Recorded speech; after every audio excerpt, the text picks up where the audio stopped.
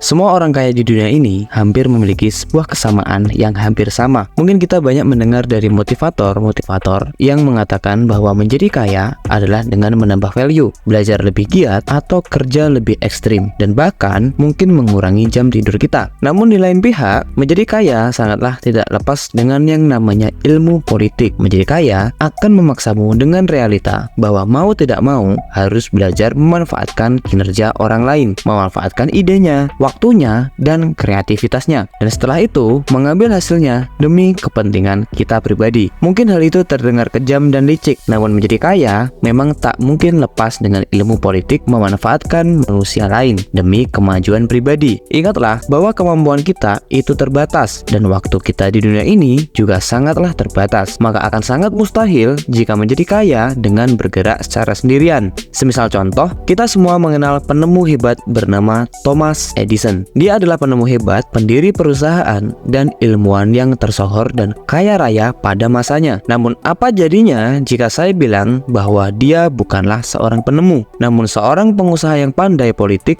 dan cerdik memanfaatkan kinerja orang lain. Dia memanfaatkan ide kreatif, usaha keras, serta waktu yang dihabiskan hari demi hari dari orang hebat yang bernama Nikola Tesla. Dialah orang yang sebenarnya ada di balik kesuksesan dan kekayaan dari Thomas Edison. Percaya atau tidak, Thomas memanfaatkan kinerja dari Nikola Tesla, dan ketika penemuan briliannya berhasil, pujian dan hasilnya Thomas lah yang menerimanya. Mengapa hal ini bisa terjadi dan mengapa dunia seakan bergerak dengan sangat kejam? Hal tersebut terjadi karena Thomas menaungi Tesla dalam namanya, sehingga Thomas dapat mengklaim dan mengatasnamakan hasil kerja keras Tesla sebagai hasil penemuan pribadinya. Agar mudah dipahami, saat kamu bekerja di suatu perusahaan, apakah penemuan atau kerja kerasmu dapat kamu nikmati pribadi atau perusahaan yang mendapat hasilnya? Ilmu menjadi kaya memang tidak lepas dengan ilmu politik, karena hal itu memanglah dibutuhkan. Tidaklah mungkin kamu dapat menjadi kaya jika bergerak secara sendirian, karena selain keterbatasan waktu, kemampuanmu juga sangat terbatas. Hal yang harus kamu pelajari adalah dengan mencari orang-orang dengan kreativitas yang tidak kamu miliki, lalu memperkerjakannya demi kemajuan pribadimu. Oleh sebab itulah, hal yang membedakan orang kaya dengan orang biasa adalah bagaimana cara mereka bekerja. Orang kaya bekerja membuat sistem, sedangkan orang biasa bekerja mengikuti sistem. Sebab itulah, kamu juga harus mempelajari dari kedua sisi tersebut. Saya tidak mengatakan bahwa menjadi kaya itu mudah dan ilmu politik mereka terbilang salah, karena hal itu sudah sah secara hukum dan sudah semestinya di era sistem kapitalisme sekarang. Pahamilah dan belajarlah akan hal ini, karena sebagaimana yang dikatakan oleh Thomas Edison bahwa semua orang itu mencuri dalam bidang perdagangan dan bidang industri. Aku sendiri sudah mencuri banyak hal, tetapi aku tahu cara mencuri yang baik.